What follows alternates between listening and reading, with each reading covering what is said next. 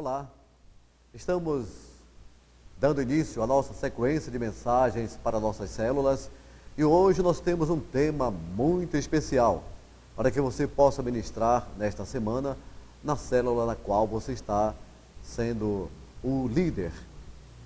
O guardião do meu irmão, esse é o nosso tema.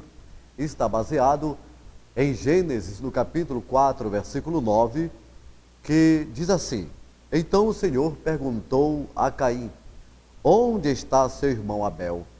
Respondeu ele: Não sei. Sou eu o responsável por meu irmão? Caim deixou muito bem claro a realidade que vivemos hoje. Ele nos arremete para esta realidade, a realidade da nossa sociedade, onde as pessoas não se importam com aquelas que o cercam. Cada um vive o seu mundinho e se isentando da sua responsabilidade com pessoas que precisam da sua ajuda. O que mais se faz hoje é uma curtida no Face. Mas o que Deus quer dos seus filhos é muito mais que o formalismo, mas homens e mulheres capazes de se importar com o próximo e assumir a responsabilidade de guardá-lo do mal. Isso realmente nós estamos precisando viver, estamos precisando ministrar na vida das pessoas que irão para nossas células essa responsabilidade para que elas venham tomar consciência de que nós estamos aqui para transformá-las em pessoas que pratiquem o bem e não o mal. E no que devo ser responsável? Nós temos o nosso primeiro ponto que diz: eu sou responsável por meu irmão com o respeito do bom exemplo. Guardamos o nosso irmão com o testemunho que vivemos. E por essa razão é importante desenvolver diariamente testemunho cristão, que possa gerar inspiração para a vida das pessoas que nos conhecem, bem como das que não nos conhecem também. Aliás, talvez aconteçam situações em que as pessoas não verão claramente o cuidado que você tem por elas. E o seu esforço, no seu testemunho, mas o nosso Salvador está de olho em todo o seu cuidado e isso o ajudará a ser um vencedor diante de Deus. Quando esta citação nos leva a pensar em pessoas que nós não conhecemos, quantas pessoas elas vêm até nós por informações, porque o nosso testemunho ultrapassa determinados limites, determinadas barreiras, e encontram pessoas ávidas, precisando de amparo, precisando de um aconselhamento, precisando de amor, precisando receber em si mesmas a paz do nosso Senhor. Então o nosso testemunho é algo primordial para que as pessoas possam realmente ver em nós um cristianismo que traz resultados. Esse testemunho que vai fazer com que as pessoas que estão em nossa célula, que estão nos acompanhando dia a dia, nos nossos afazeres, quem sabe na escola, no nosso trabalho, na faculdade, na nossa vizinhança, essas pessoas vão ver em nós um testemunho diferenciado para que elas possam também absorver e observar tudo aquilo que fazemos para que elas também possam viver o bem-estar que nós vivemos. O nosso segundo ponto diz: eu sou o responsável por meu irmão com relação à educação religiosa. Eu sempre digo que a educação religiosa tem causado detrimentos ao Evangelho. Ninguém nasce sabendo e por essa razão cada um de nós tem certa responsabilidade com o próximo. Somos aqueles que Deus tem levantado nesta geração para levar a luz onde há ignorância e trevas. O conhecimento do Deus a quem servimos não pode viver somente em nós, mas ele precisa ser compartilhado com todos que dele necessita. Deus leva em consideração e em autoestima aqueles que são capazes de levar adiante as boas novas da vida espiritual e da salvação.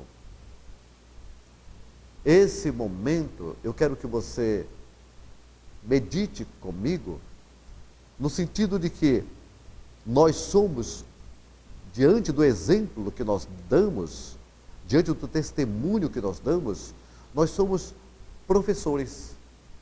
Professores de o irmão que precisa ser educado religiosamente, independente daquilo que ela vive. Não uma religião forjada em doutrinas que não estejam baseadas no Evangelho, mas a verdadeira religião respaldada pela palavra do Senhor Jesus. Essa experiência eles precisam ter, eles precisam vivenciar para que realmente venham ter conhecimento da verdade. O próprio Jesus nos diz lá em João, no capítulo 8, versículo 32, e conhecereis a verdade, e a verdade vos libertará. Então, quando esta verdade é ensinada, ela passa a não só viver um sentimento religioso, mas ela passa a viver um sentimento de crença em fé na palavra de Deus. E essa é a nossa maior expectativa como professores, como aqueles que ensinam, para que as pessoas venham realmente vivenciar aquilo que nós vivemos. O nosso terceiro ponto diz: eu sou responsável por meu irmão com relação à cobertura espiritual. Todos podem se perder no caminho ou sair da direção. E neste momento, cada um de nós podemos fazer a diferença. Fazer uma cobertura espiritual é algo muito importante na vida daqueles que estão fracos e desorientados. Cobertura espiritual nos fala de um conselho bem dado, uma visita amável, um telefonema amigo, zelo e também a atenção. Uma boa cobertura espiritual pode levar milhares de pessoas a uma vida verdadeira com Jesus e a sua salvação. Você já orou por alguém? Você tem propósito de orar por pessoas? A Bíblia nos ensina que nós devemos orar não somente por nós mesmos, mas pela nossa família, pelos nossos governantes, pelo nosso país. E quando nós nos propomos a investir em alguém, espiritualmente falando, quando nos importamos com alguém, quando escolhemos alguém para ministrar sobre esta vida, o primeiro passo que nós fazemos é orar por ela, para que haja essa cobertura e essa pessoa possa continuamente ir sentindo uma diferença na sua vida espiritual através da força da nossa oração que vai fazer essa cobertura em sua vida.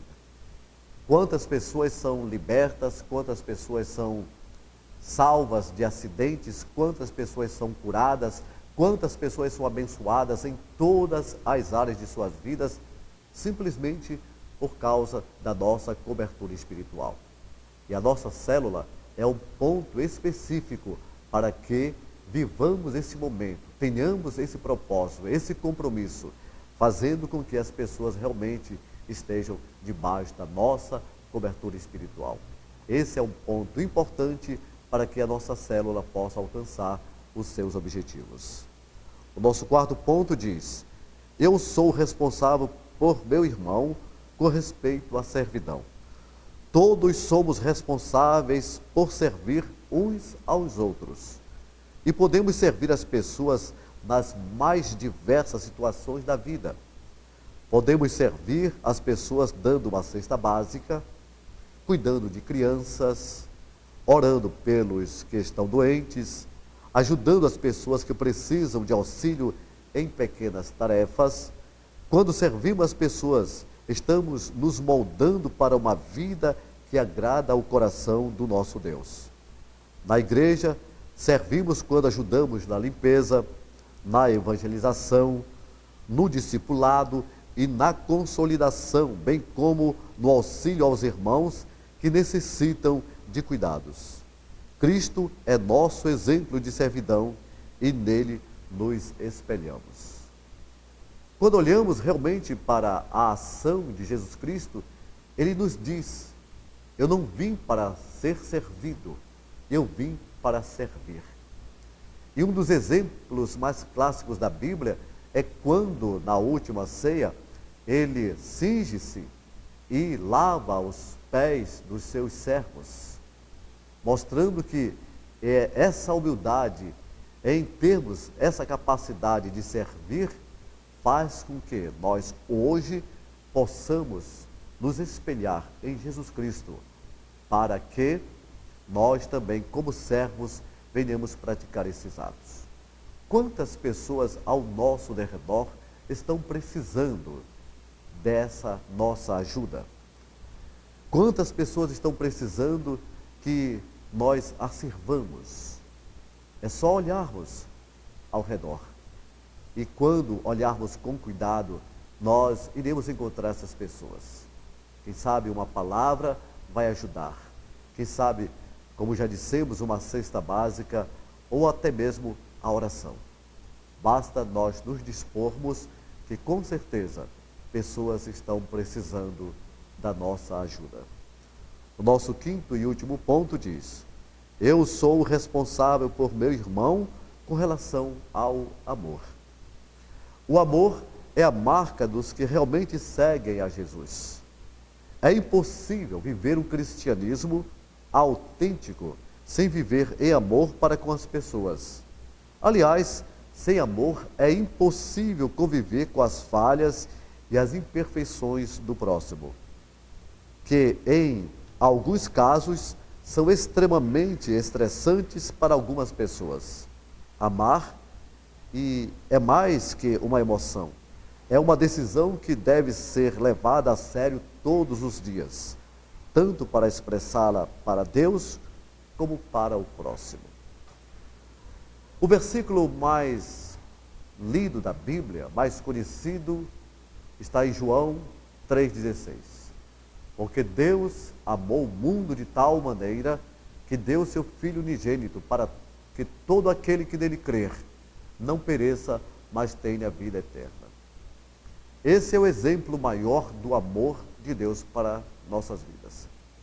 E quando olhamos para a cruz, nós vamos ver o cumprimento desse amor de Deus. Mas eu estou realmente amando o meu irmão? Nós estamos praticando esse amor? Porque muitas vezes pessoas, elas vêm de encontro a nós com muitos problemas e nós achamos que os nossos afazeres, as nossas lutas, nos impedem de darmos a devida atenção, que na verdade é a prática do amor, e por isso não fazemos aquilo que Deus manda que nós façamos. E diante de certas situações, conforme o texto nos diz, pessoas problemáticas, pessoas estressadas, pessoas que murmuram, pessoas com o ímpeto de ignorância, de revolta, muitas pessoas tristes, acabrunhadas, pessoas com vários sintomas, precisamos compreendê-las através do amor. Queridos, se nós não praticarmos esse amor, a partir do momento em que nós começamos a pregar o Evangelho para elas, se elas não verem em nós a prática desse amor, dificilmente a nossa célula irá prosperar. Nós queremos que, dentro desta visão que nós estamos implantando dentro das nossas células, venha prevalecer e permanecer o amor praticado por cada um de nós, baseados naquilo que nós estamos ensinando. Para concluir, queridos, nós queremos dizer que se cada um tivesse o cuidado de ser o guardião do irmão, o nosso mundo seria mais fácil de ser vivido e superado. Que Deus abençoe.